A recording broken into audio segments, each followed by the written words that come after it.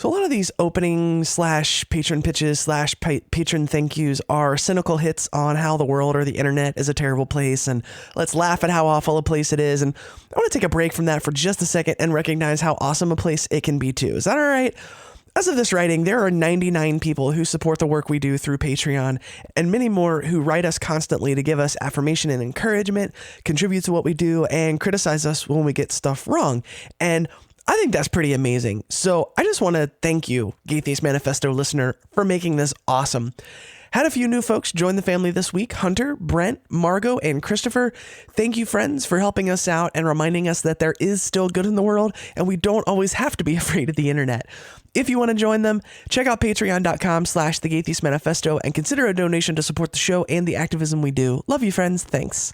Your source for news, commentary, discussion, and debate at the intersection of the atheist movement and the LGBT rights movement. This is the Gatheist Manifesto.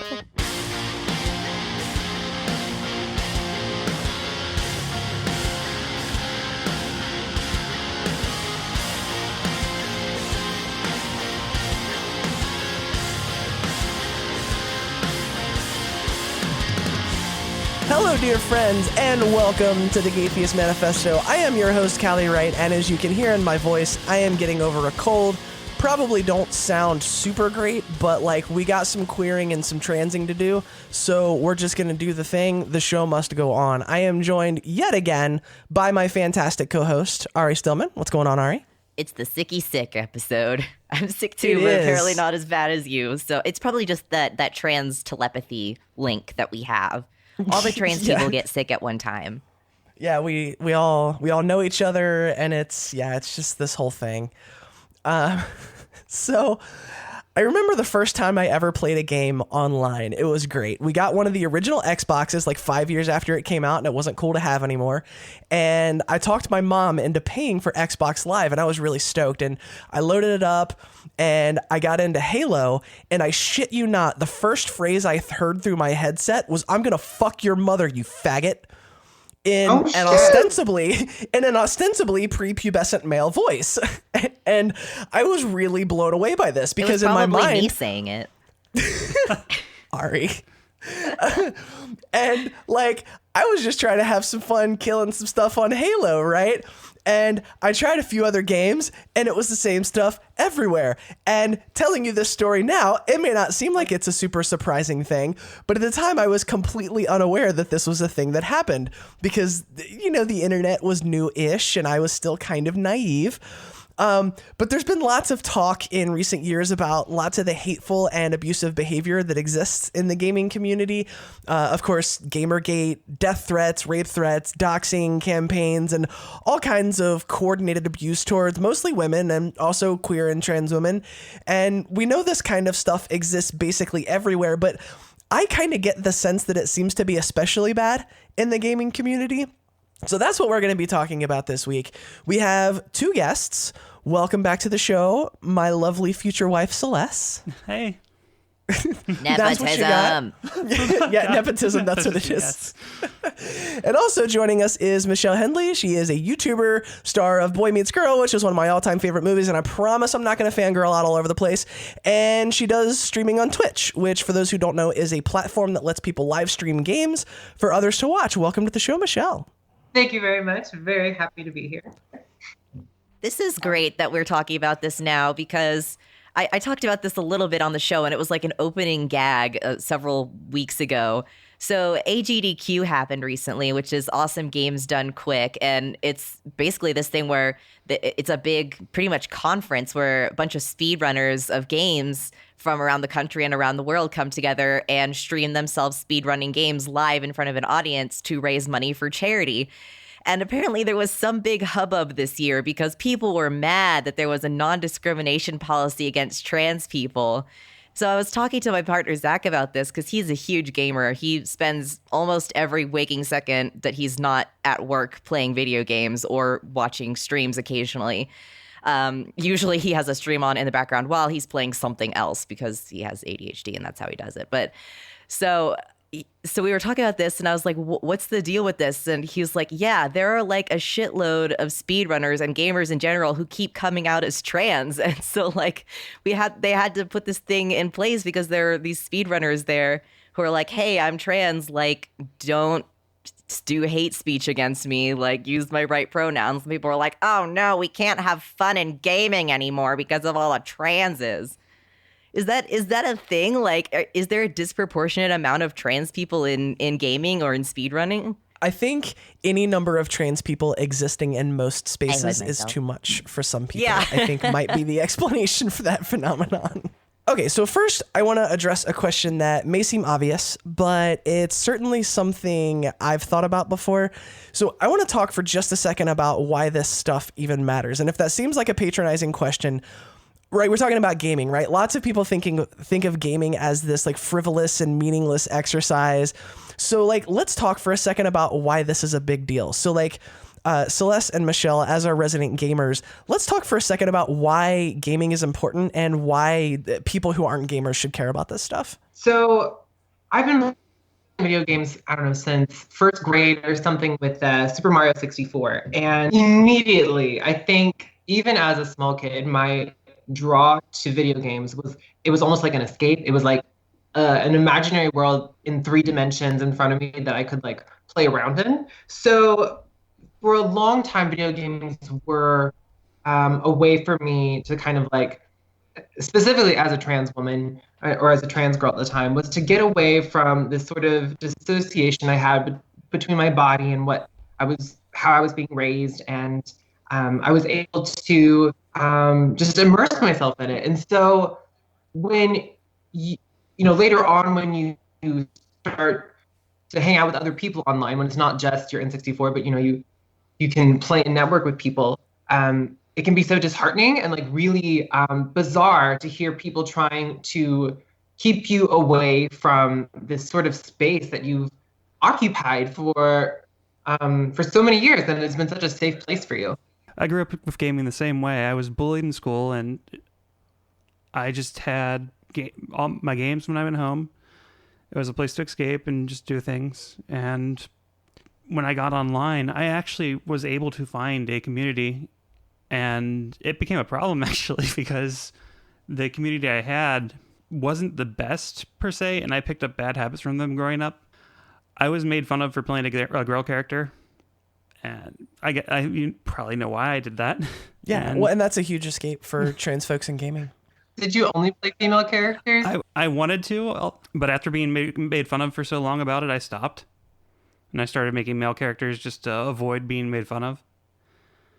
But yeah, I wanted to play female characters all the time. My first character that I made, and I don't know if you know of the MMO EverQuest, was a female enchantress, and some of my brother's friends made fun of me for it, and so I switched over to this male druid that I played for a bit. I don't know.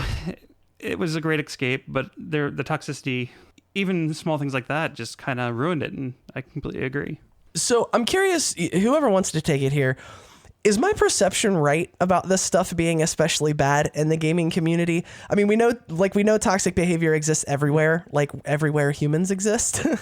But it's definitely my perception that this is especially bad in the gaming world. Am I wrong? So I feel like the gaming community in general is very well known for being a hyper toxic place, like just unreasonably toxic a lot of the time. And I think some of that comes from a genuine competitiveness between gamers, which is only to be expected. But then there's also the added element of there's just shitty people out there with like shitty ideas. And within the gamer community, there's kind of this, like, people just express themselves very openly in your face, particularly when you're on mic with other people. And if on their mind is just the most toxic thing they can think of about you, they're going to throw it in your face. So in that regard, you definitely run into transphobia and misogyny a lot of time in games.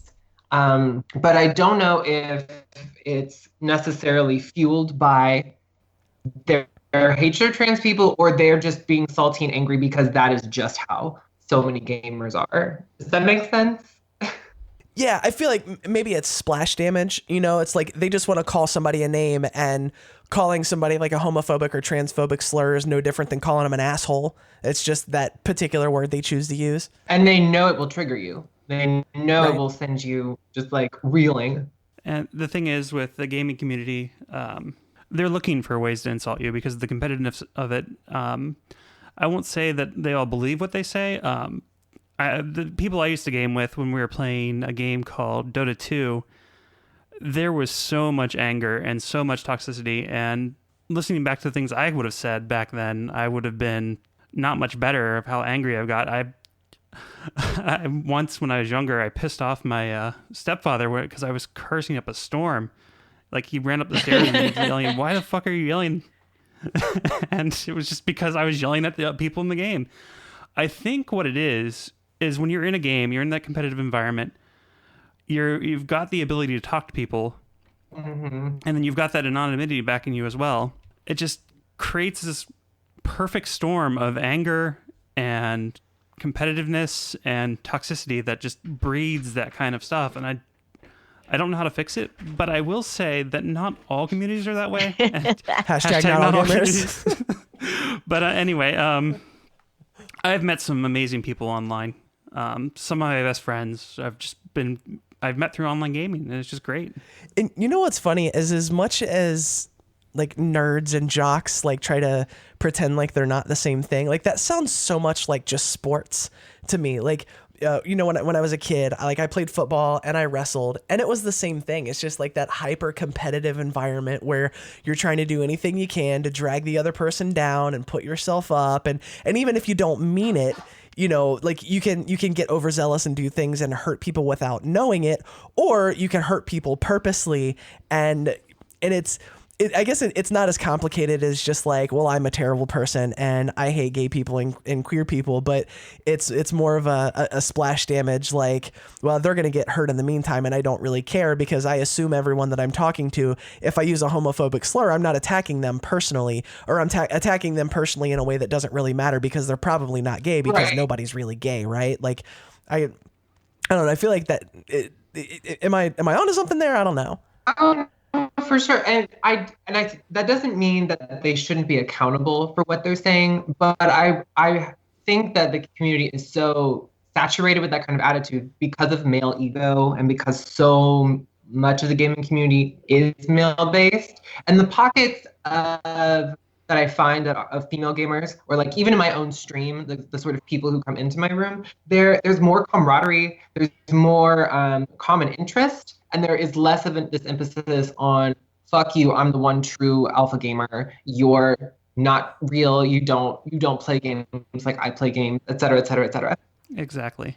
Yeah, and so, I mean, we're all trans folks on the call here. Any personal encounters with that sort of thing that anyone feels like sharing? I've started my channel really not too long ago, so I'm still kind of learning the ropes. But every now and then, I'll get like somebody coming in there being like, "Is this a trap?" And I'll be like, I mean, I'm not gonna like, I'm not, what am I trying to say here? I'm not embarrassed about who or what I am. I'm very open about it. Like, everything about me is just, I am trans. And so I'm always just like, I mean, I'm trans, but like, let's not use that kind of language. And then I'll also get the types who think that because I'm trans, that it's just like open season to be as like sexual as they want with me.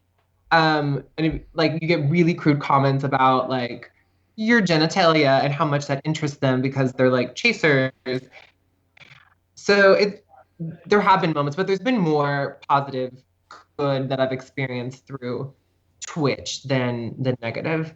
That actually makes me feel a lot better. I don't know. I just, for some reason, I get the sense that it's just like this cesspool, and it's just because it's a world I don't live in. So the only time that I hear about it is when people are criticizing it, or when, you know, Celeste talks about good experiences she has. So that actually makes me feel a lot better. Celeste, do you have anything? Few and far between, but I guess I'm kind of used to it. Even if I'm in a good community, there's always some negativity. I'm very open about who I am, and I make sure I join people that are, you know, accepting for the most part. But sometimes people fall through the cracks and you don't expect it. And I've had a lot of different drama up here. We recently had surgery, and I was talking about it in our Discord back when I was in this Final Fantasy XIV guild. And everyone seemed very interested except this one person who, when I was talking about, surgery and everything, just basically blew up and said that they don't want to hear about it. And it was not a good conversation. I just ended it there. And then streaming, honestly, I've only ran into it once. Someone came to my channel and basically posted, "Is it a boy or a girl?" and just kept spamming it. And I just ended up, just because they were spamming, blocking them. Precious. Yeah. So a lot of the anger and abuse and bad stuff that I hear about seems to stem from like people feeling threatened by increased representation and better representation of women and queer folks and trans folks in games. And the one story that really sticks out to me is I guess the sequel to Baldur's Gate that came out not too long ago. And there was like this 4-sentence one-off conversation, minor character that apparently you didn't even have to do to finish the story. And it was literally just like a couple of sentences where like, I was raised as a boy, but I'm actually a girl. Like it was something that minor. And that little bit resulted in this like coordinated campaign, like across every game rating site to get it downvoted. And like the only place on the internet that the game had a good rating was the place where you had to have bought the game to rate it. And it's, it's all these comments about like, pushing the radical SJW political agenda. Like, I'm just trying to play a game. Like what is it that you think makes these people so angry about like just little shit like that? Because they think we're redesigning their entire existence, that we're trying to force them to change their conception of gender and all this other stuff. I mean, they clearly blow it up in their own heads more than what it really is. When at the end of the day, we just would like to exist with just equal rights and benefits and just, not get murdered, not be harassed. But it seems to be something so much, I don't know, like we're really trying to like end society, or like we're asking them to accept us as their girlfriends or something. I don't know, but it's bizarre. One thing that I was reading where they were talking about, like, obviously you know, and just like you were saying at the top of the show, when you were talking about how it's a place you go to escape, right? And people say that, like, inserting trans people or queer people or whatever takes them out of the fantasy, right? Because in their mind, it's inserting politics, right? But like for a trans person, not ever seeing yourself in that is a thing that takes you out of the fantasy, right? Mm-hmm. And so like, and this is like weird psychoanalysis, and Ari, you can jump in on this and tell me if I'm making way too big a leap here. Ari, you're about psychology, Ari. You tell me what's going on here, Ari. But I think to myself, like, these people want to live in a world where we don't exist. And that's why they get so mad, because we're intruding into this space they have where we don't. And you know what's crazy? We haven't been we haven't been like infiltrating their space. We've been in their space since the beginning. Mm-hmm. But it's just now suddenly a big preoccupation for them. Yeah, I mean, pretty much it comes down to a lot of what we talk about when we talk about many different topics on this show, which is people feeling threatened by something that they don't understand or something that they don't want confronting them. They don't want to have to think about it because, well, I don't agree with it, or it's not part of my life. It's the same thing we're seeing right now with the Black Panther movie, with white people crying reverse racism or whatever the fuck, because there aren't any major white characters in that movie, despite the fact that every other movie has major white characters in it. I don't understand. If I did understand, I would probably be more sympathetic, but I just don't understand that point of view, how I think it's just really privileged. They're so used to seeing themselves in everything. And then the moment there's something that they can't relate to, all of a sudden they feel like, oh no, it's going to go away. The trans people are taking over. The black people are taking over, and there won't be any more representation for straight, white, cis people like me. Which is like, okay, well, I guess you recognize that representation is indeed a problem, but that's another conversation for us to have. Right, Celestia. So I just have another point about the Baldur's Gate fiasco. I guess that would be the word for it. What it was is it was the enhanced edition. So they were taking the old games and adding new stuff to it, but keeping the core game the same. And another problem with the gaming community is they take complete and utter ownership of what they love. And if it gets changed in any way, it just multiplies the negativity. And so if they have those preconceptions of not understanding trans people and then it gets inserted to something that they loved, then it just blows up like no other. So it's like the Star Wars special editions of games. Exactly. Yeah, that's exactly what I was thinking too. And so that, I mean, that of course leads us into the question of why representation matters in the first place. And maybe this is an obvious conversation that we've had before, but I mean, like, it still counts in here. Like, thoughts? I think if we look at the way gay characters were introduced sort of into video games, I think, I don't know, there's a way to do it, because I would be so down for more trans characters and more openly trans characters, or even like leading characters in games that happen to be trans. But the thing about video games for me is that it, like I mentioned, it is kind of an escape from like reality. And what I like in games, especially within the past 10 to 15 years, there's like, you can play as a male, you can play as a female, you can sometimes even have gay relationships, and it's never a central point. It's just a part of the world. So I would like to see in games like an option where you can change gender, but I also want to know where that would apply within the game and like its mechanics. You know what I'm saying? Like, I don't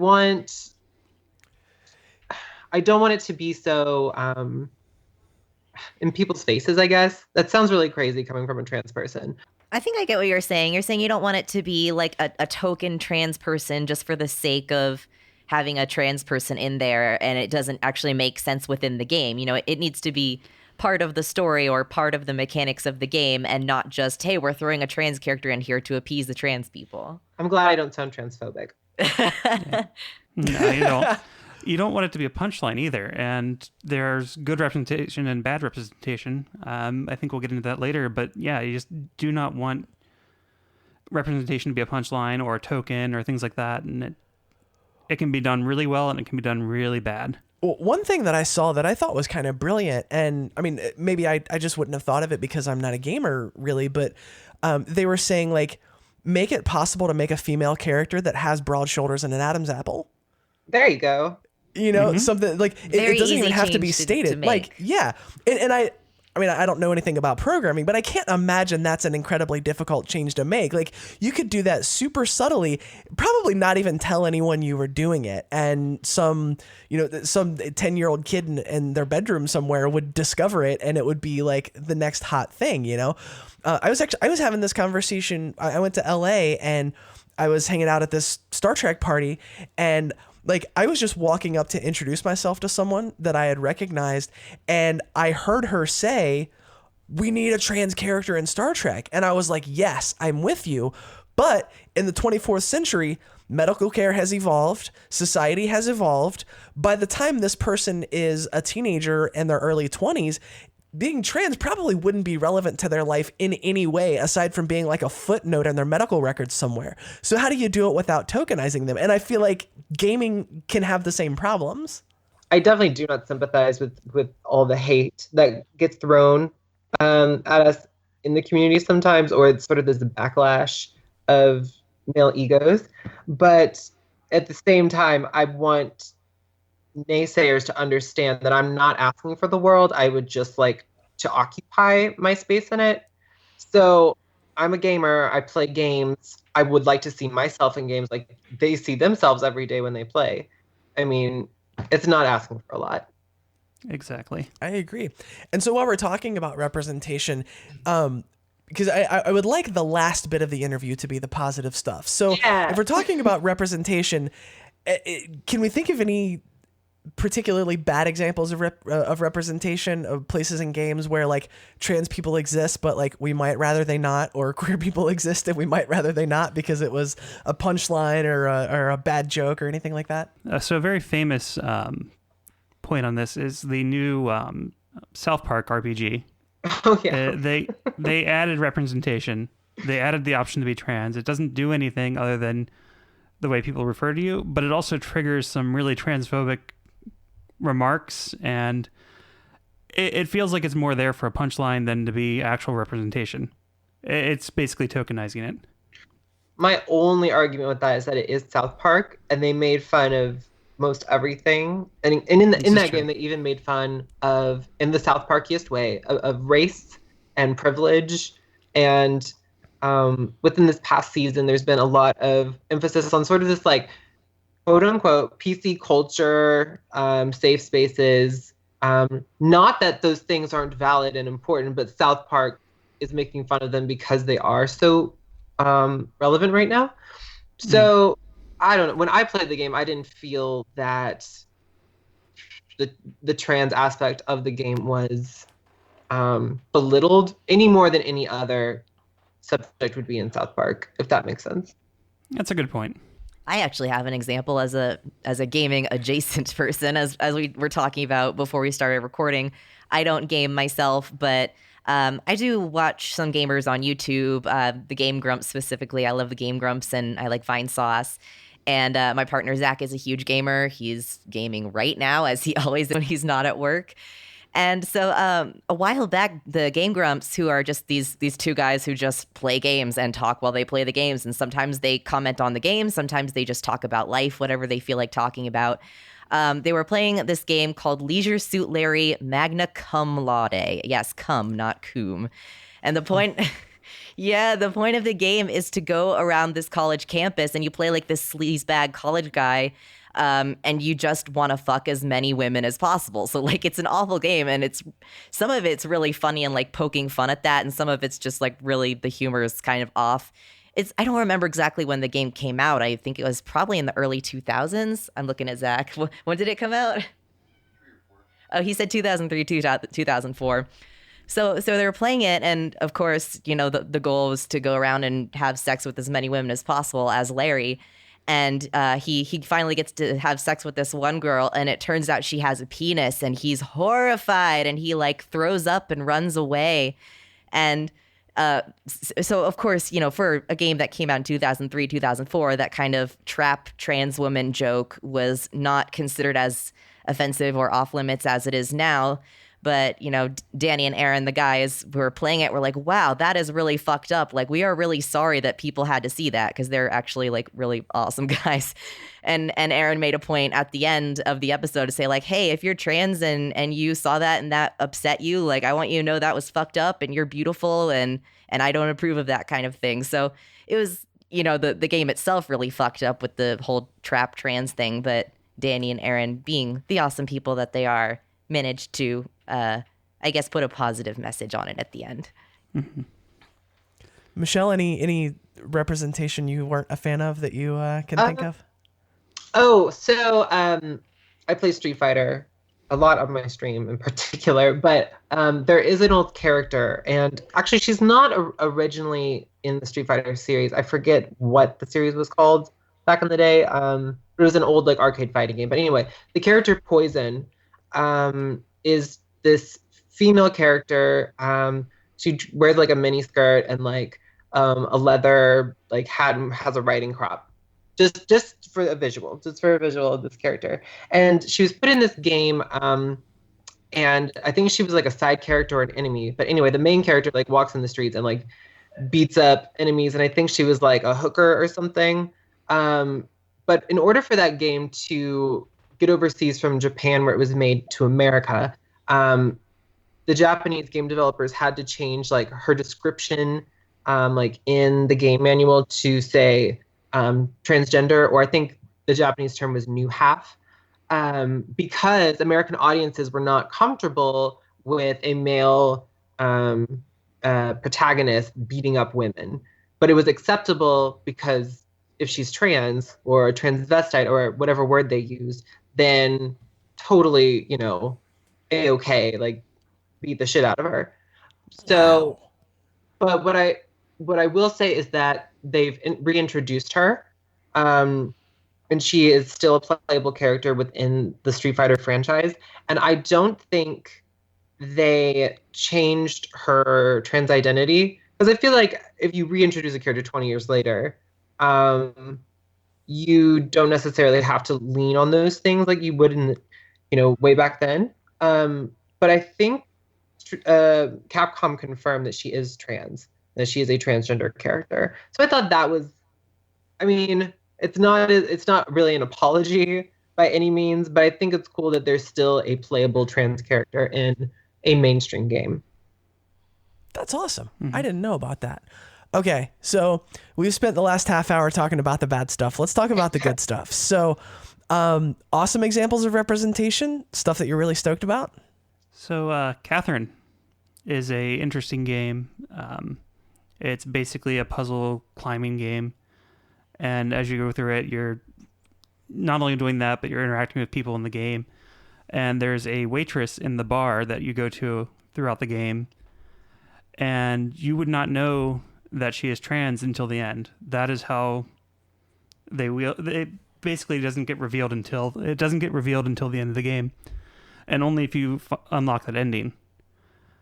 So it's representation without basically pointing it out. Yeah, without tokenizing. You just happen to find out. How do they do the reveal? I don't Spoiler remember exactly. Alert. It's been a while since I've played it. Okay, that's fair. I'm sorry. No, you're good. I'm just curious. Michelle? Honestly, I don't know of any like future games that are going to come out that specifically have trans representation. I did hear about Catherine though, and I'm definitely going to have to replay the game when it comes back out just for that alone. Good stuff. And so let's talk more broadly about the community, right? Because we know like all of these toxic spaces exist in the community, and that can be said for any community, the atheist community, queer community in general, right? Like there's lots of pretty trans exclusive spaces in the queer community, but like some of the most meaningful relationships I found in my life, I found through those folks, and sometimes you have to wade through a little bit of crap to get there, and that's okay. So let's just gush for a little bit. Tell me some awesome stories about community in this space. Honestly, most of my I started gaming very young, but most of my childhood I played games offline and usually by myself. Later on, I had a small group of friends who I would play games with, but I never played online until just a few years ago.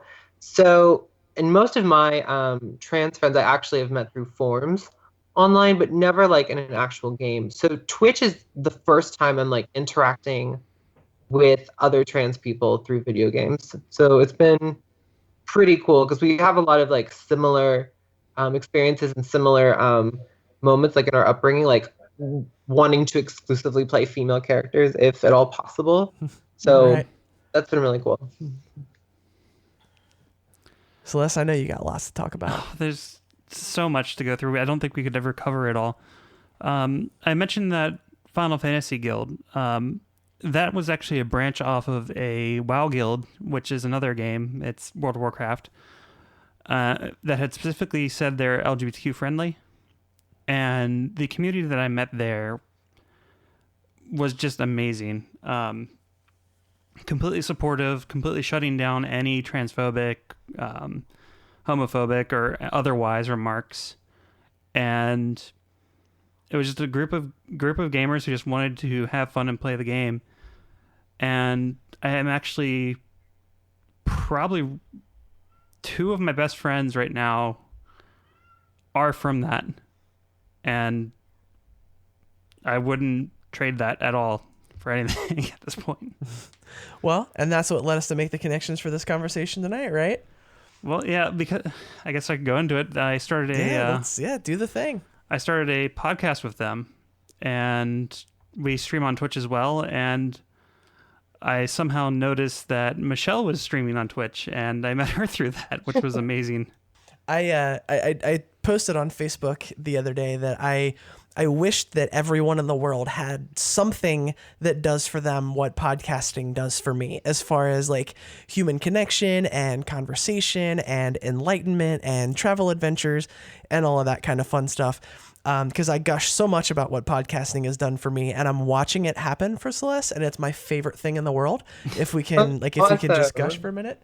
Yeah. So keep gushing, love. Let's keep going. It's hard for me to gush. Come on. That's all right.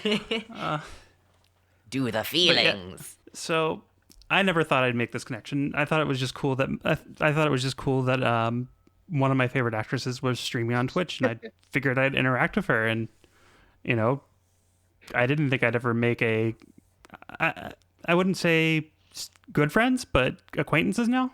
Michelle, We friends. we're friends. Oh, hell yeah. See, I'm scared to even say friends, but yeah, we're friends. And that was through Twitch, and it was awesome. And I love hanging on your channel. I don't play fighting games that much anymore, but I used to, so I can relate when you're playing Street Fighter. I never really played Street Fighter, but I got into Guilty Gear, and I got into BlazBlue and some other fighting games. I think the last Street Fighter I played was Third Strike, which was a long time ago. And it's just been fun watching you. And then you were playing Celeste, and I'd never heard of that game, and you playing through it made me want to play it. And I actually started streaming it.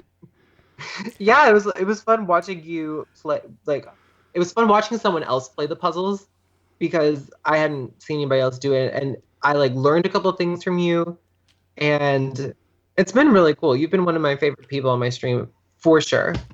Oh, that's awesome. I'm really glad to hear that. See, and I think that's what it comes down to at the end of the day, right? Because sometimes I hesitate to nerd out too hard on the show and talk about things that are super niche because I'm afraid a bunch of people just aren't interested in hearing about it, right? But what we always like to talk about in the show is bringing people together and finding your people and finding your community and holding on to that, whatever it means. And I think when a lot of people will write gaming off as this frivolous exercise, right? Mm-hmm. And even though it's not necessarily the way that that I choose to escape, aside from playing games occasionally, I get that because it's the same thing that I do when I spend hours watching Star Trek.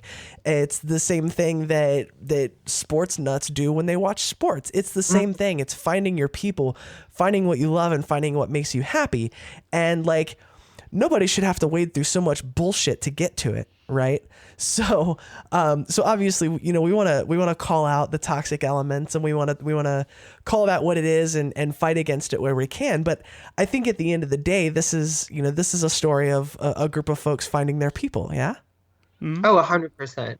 Absolutely. Definitely. All right. Well, Celeste, Michelle, any parting thoughts before we end it here? I think I love that we ended the conversation on a positive note, which is what we try to do. I'm very happy with that. Yeah, you did that real well. I liked your summary kind of what we discussed, and you spun it real nice and cute. I liked it.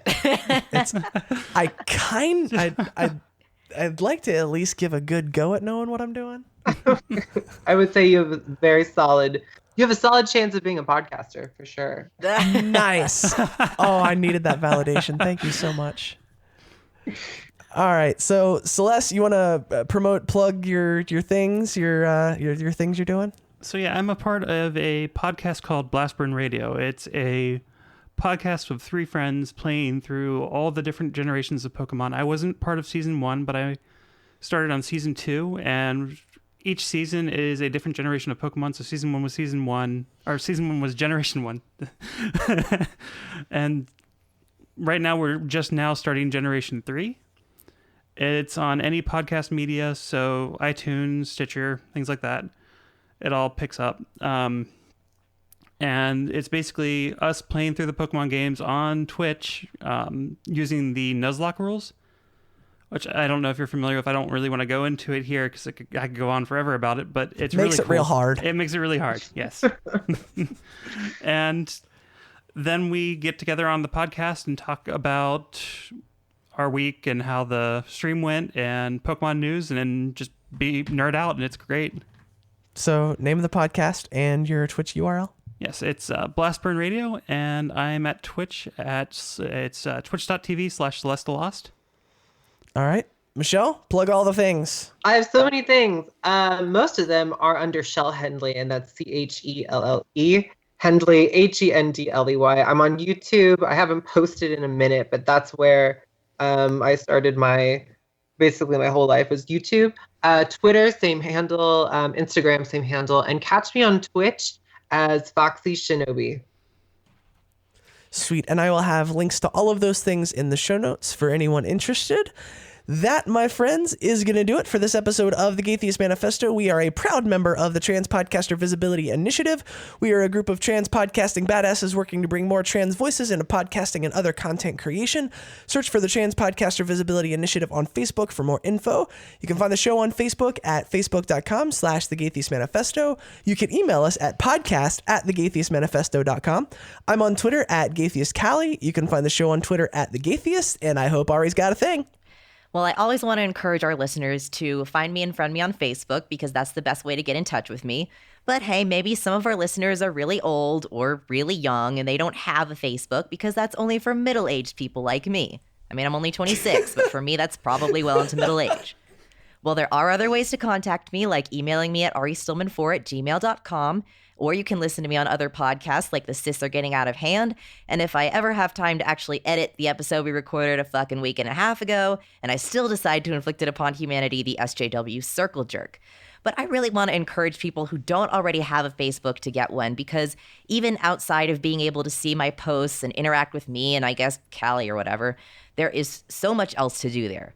Dog pictures, cat pictures, tag yourself pages, news, upsetting political and social opinions from your family and coworkers that you can never escape from or unread. Thousands of tag pages whose names end with "but okay." Lots of 17-year-old communists for some reason. Ruined friendships, life hacks, that couple who should really break up, commenting passive-aggressively on each other's posts, recipe videos, hearing about relative strangers' dreams and drug trips, that one quote-unquote friend who annoys the hell out of you, but you just keep them around to see what kind of bizarre shit they'll do next. And most importantly, there are so many wonderful groups and communities you can join to meet and talk with people who share your interests, views, passions, and hobbies. Like, for example, my recent most favorite group, which is called Previously Unsaid Sentences in Human History. Not a sponsor. I don't run their page. I just like the page. It's got lots of headlines, screenshots of like text conversations or dating app conversations, and it is really what it sounds like, previously unsaid sentences in human history. And I'm going to give you some examples of some stuff that was recently posted in this group. Oh, God. Bitcoin might be the reason we can't find aliens.